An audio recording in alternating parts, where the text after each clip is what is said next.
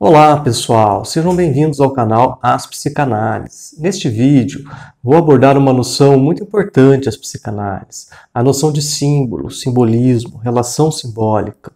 O texto central desse vídeo é de Ferenczi e se chama Ontogênese dos Símbolos, de 1913. A literatura psicanalítica sobre o símbolo, o simbolismo, o simbólico é muito vasta.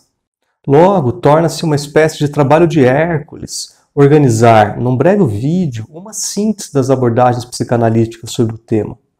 Em particular, se nos lembrarmos que essa história começa com Freud e Breuer, em 1893, período pré-psicanalítico, no texto sobre o mecanismo psíquico dos fenômenos histéricos, no qual eles conceberam a relação simbólica entre o trauma psíquico e o sintoma histérico. Visto esse emaranhado, optamos nos aproximar do tema por um caminho que toca o corpo.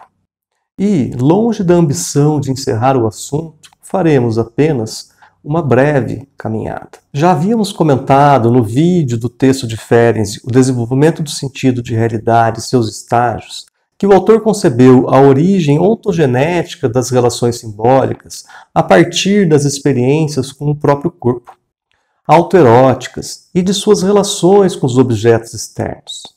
Trata-se do período animista, no qual, para a criança, todas as coisas se lhe apresentam como animadas, e ela busca reencontrar em cada uma delas os seus próprios órgãos e os seus funcionamentos. Para a criança, a experiência do próprio corpo é a base para o conhecimento dos objetos. Ferenczi aponta que no decorrer do período animista, a criança começa a figurar os seus desejos e objetos cobiçados com um novo modo de representação, o mais sofisticado de todos.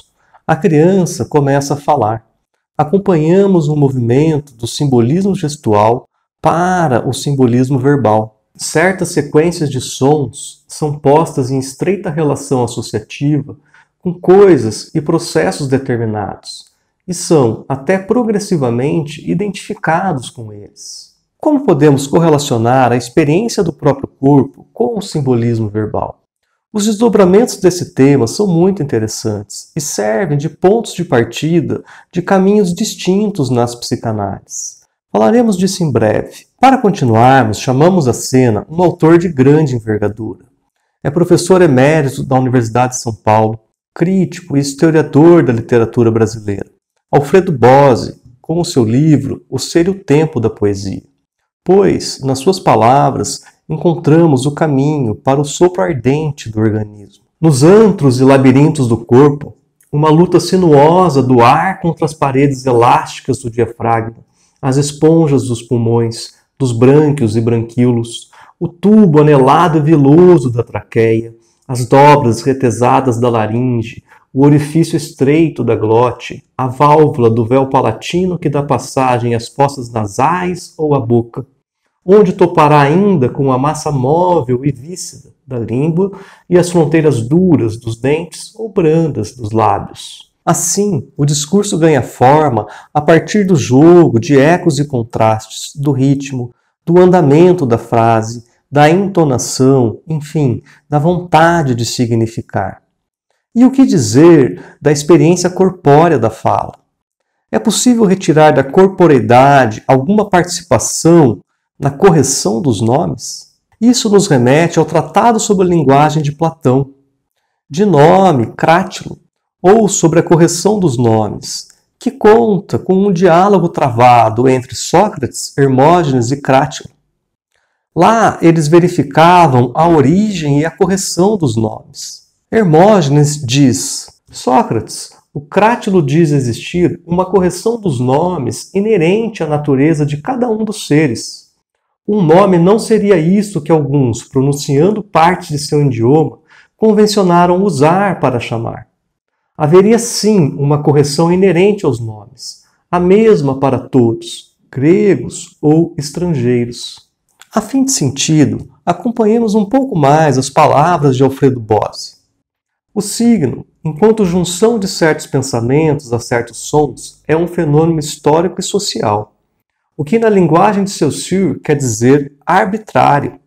O signo pode manter-se igual a si mesmo por longo tempo, mas pode também mudar, ficar irreconhecível, ceder seu lugar a outro, enfim, morrer.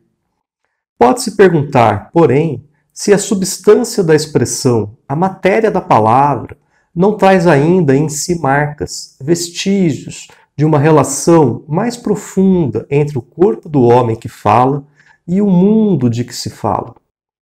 A voz é vibração de um corpo situado no espaço e no tempo. É de supor que tenha ocorrido, em algum momento, uma relação vívida entre os movimentos do aparelho vocal e as experiências a que se vem expondo o organismo há milhares e milhares de anos. O código dos fonemas disponíveis em qualquer língua é reduzidíssimo, se comparado com um sem número de mensagens que o homem pode articular. Logo, ainda que na origem tenha ocorrido um paralelo estreito entre som e sentido, esse pensamento não pôde manter-se na íntegra, em vista da multiplicação espantosa de signos que a vida social foi criando para suprir novas necessidades de representação, expressão e conceitualização. Continua, porém, de pé a pergunta: os movimentos de que os fonemas resultam não são, acaso, vibrações de um corpo em situação? Expressões de um organismo que responde com a palavra? Há pressões que o afetam de dentro?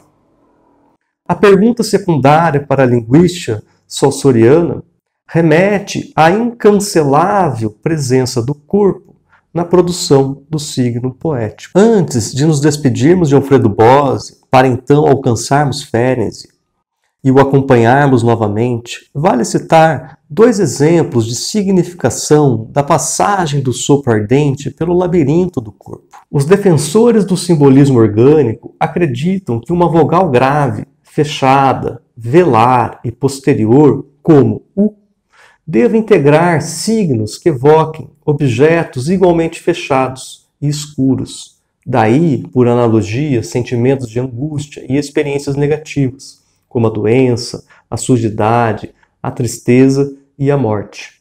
Lembremos também da hipótese de Eduard Sapir, para explicar a correlação entre as vogais A e I e as sensações de grande e pequeno. No caso do I, a língua sobe muito em direção ao céu da boca e se articula bem para frente. Em outros termos, a coluna de ar em vibração passa por uma estreita câmara de ressonância. No caso de A língua se abaixa de maneira considerável em comparação com o I e também se retrai.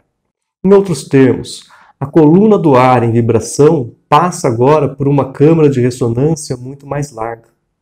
Essa explicação sinestésica é tão simples quanto acústica e, na realidade, quer dizer apenas que um gesto com amplitude espacial simboliza a referência do grande, em melhores condições do que um gesto espacialmente restrito.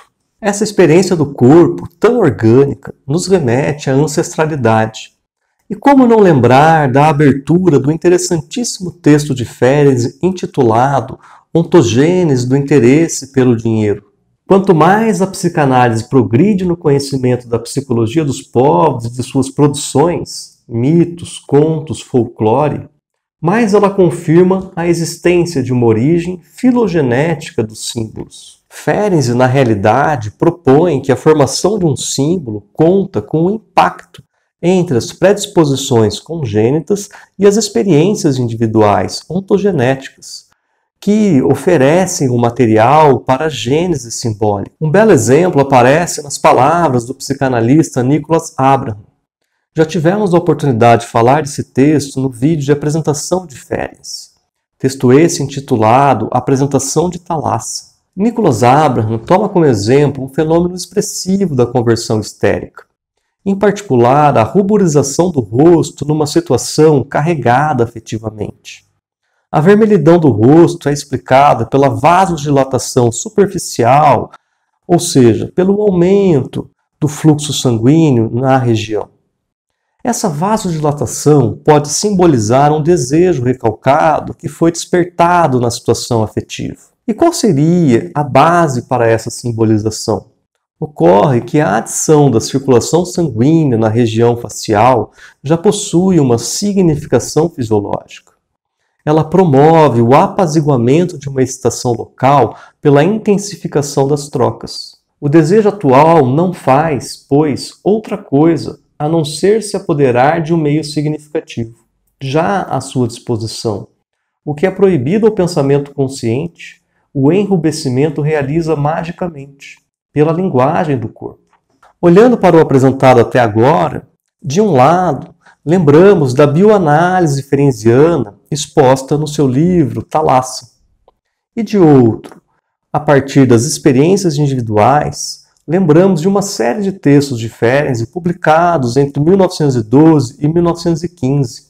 Entre eles, a figuração simbólica dos princípios de prazer e realidade no mito de Édipo, o desenvolvimento do sentido de realidade e seus estágios, o simbolismo dos olhos, crítica de metamorfoses e símbolos da libido, de Jung, ontogênese do interesse pelo dinheiro e análise das comparações. Esses textos abordam a ontogênese dos símbolos, o que nos traz de volta para o nosso objetivo principal, que é expor e comentar as ideias do texto Ontogênese dos símbolos de Ferenczi. Antes, porém, vale dizer algumas palavras gerais para a compreensão do símbolo e do simbolismo.